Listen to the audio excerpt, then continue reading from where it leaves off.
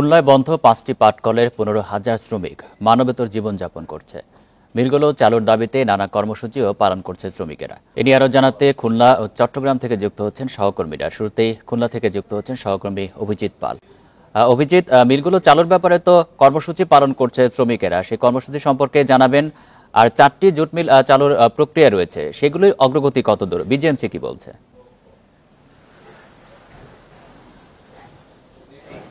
আপনি যেমনটি বলছিলেন যে ২০২০ সালে খুলনার যে ৯টি রাষ্ট্রায়ত্ত পাটকল, সেই ৯টি রাষ্ট্রায়ত্ত পাটকল বন্ধ করে দেওয়া হয় এবং এর ফলে প্রায় ১৫,০০০ শ্রমিক তারা কিন্তু কর্মহীন হয়ে পড়ে এবং কর্মহীন হয়ে পড়ার পর তারা যে খালিশপুরের যে শিল্প অঞ্চল ছিল সেই শিল্প অঞ্চল থেকে তারা বেরিয়ে আসেন এবং যারা খালিশপুর শিল্প অঞ্চলে রয়ে গেছেন তারা এখন আসলে বিভিন্ন ধরনের পেশায় তারা নিয়োজিত রয়েছেন, যেমন কেউ রিক্সা চালাচ্ছেন, কেউ দিনমজুর হিসেবে কাজ করছেন এবং তারা খুব অনেকটা মানবেতর জীবনযাপন করছেন।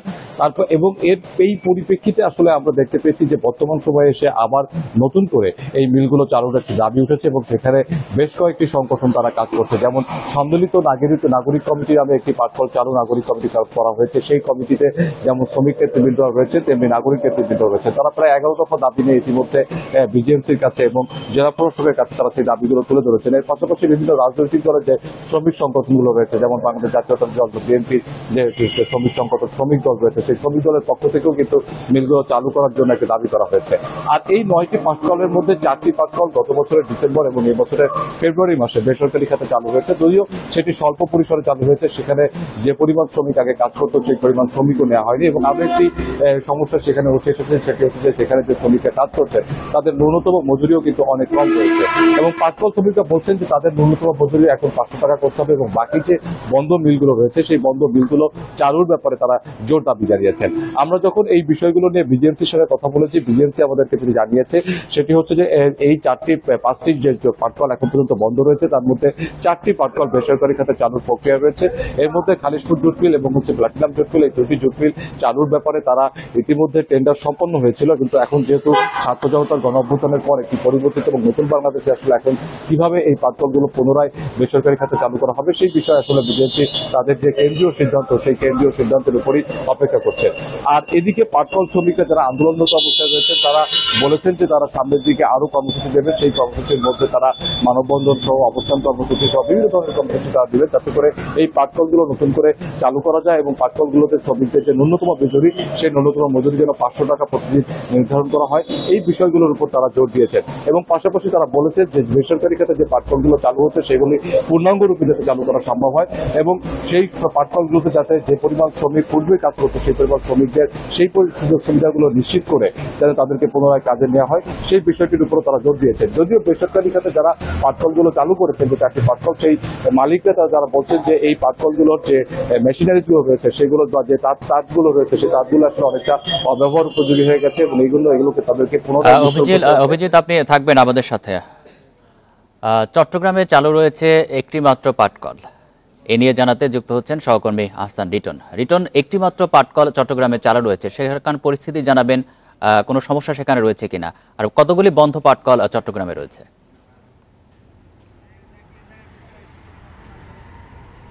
দেখুন, চট্টগ্রামে আসলে মোট 10টির মতো পাটকল ছিল। এর মধ্যে সবচেয়ে বড় যে পাটকল সেটা হচ্ছে আমিন জুট মিল, সেটা একেবারে পাকিস্তান আমলেই এটির প্রতিষ্ঠাকার। কিন্তু আমরা দেখছি আসলে গত কয়েক বছর ধরে সেখানে আসলে মানে বর্ধিত বেতন কিংবা পদবির বিষয়ে আসলে আমরা দেখছি দফায় দফায় সেখানে শ্রমিকরা মানববন্ধন করেছেন, বিক্ষোভ সমাবেশ করেছেন এবং আমরা দেখেছি সবকিছু ছাপিয়ে গত বছর দুক আগে সেই আমিন জুট মিল সেটি আসলে একেবারে বন্ধ হয়ে গেছে। এই মুহূর্তে সেটির কার্যক্রম পুরোটাই বন্ধ রয়েছে।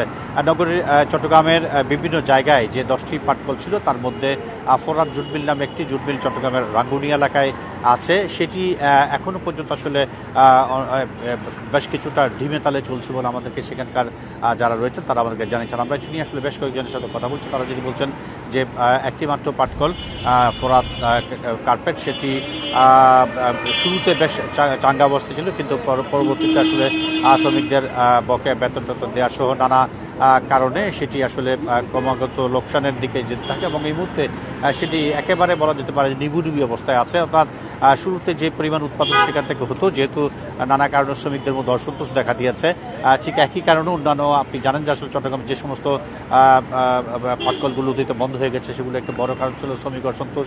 তাদের আসলে যে পরিমাণ শ্রম তারা দিতেন সেই অনুযায়ী তারা তাদের যে পারিশ্রমিক পেতেন না এবং এইগুলোর কারণে এবং সেই পাটকলগুলো আসলে দিনে দিনে তাদের যে লোনের যে বর্জা সেটি বাড়তে বাড়তে সেই কারখানাগুলো বলা যেতে পারে যে অনেক আগে বন্ধ হয়ে গেছে।